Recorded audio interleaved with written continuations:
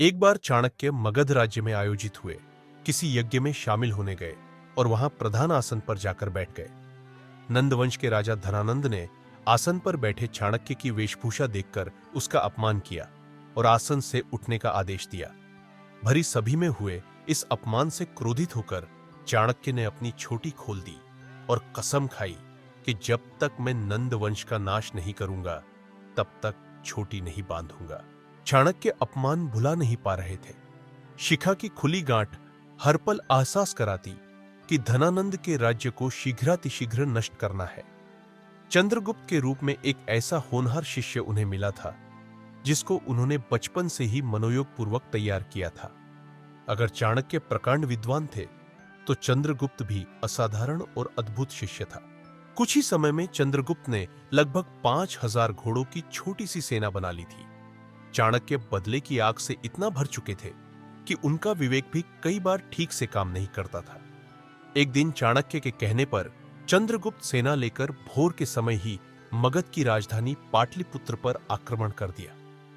चाणक्य धनानंद की सेना और किलेबंदी का ठीक आकलन नहीं कर पाए और दोपहर से पहले ही धनानंद की सेना ने चंद्रगुप्त और उसके सहयोगियों को बुरी तरह खदेड़ दिया। चंद्रगुप्त बड़ी मुश्किल से जान बचाने में सफल हुए।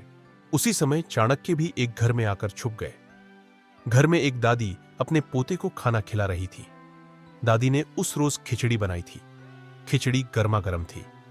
दादी ने खिचड़ी के बीच में छेद करके गर्मा गर्म घी भी डाल दिया था और घड़े से पानी भरने गई थी। थोड़ी ही देर के बाद बच्चा जोर से चिल्ला रहा था और कह रहा था, जल गया, जल गया। दादी ने आकर देखा तो पाया कि बच्चे ने गर्मा गर्म खिचड़ी के बीच में अंगुलियां डाल दी थी। दादी बोली, तू चाणक्य की तरह मूर्ख है। गरम खिचड़ी का स्वाद लेना हो तो उसे पहले कोनों से खाया जाता है और तूने मूर्ख की तरह बीच में ही हाथ डाल दिया और अब रो रहा है। चाणक्य बाहर निकल आए। बुढ़िया दादी के पांव छुए और बोला, आप सही कहती हैं कि मैं मूर्ख ही था, तभी राज्य की राजधानी पर आक्रमण कर दिया और आज हम सबको जान के लाले पड़े हुए हैं। उस घटना के बाद चाणक्य ने मगध को चारों तरफ से धीरे धीरे कमजोर करना शुरू किया और एक दिन चंद्रगुप्त मौर्य को मगध का शासक बनाने में सफल हुआ।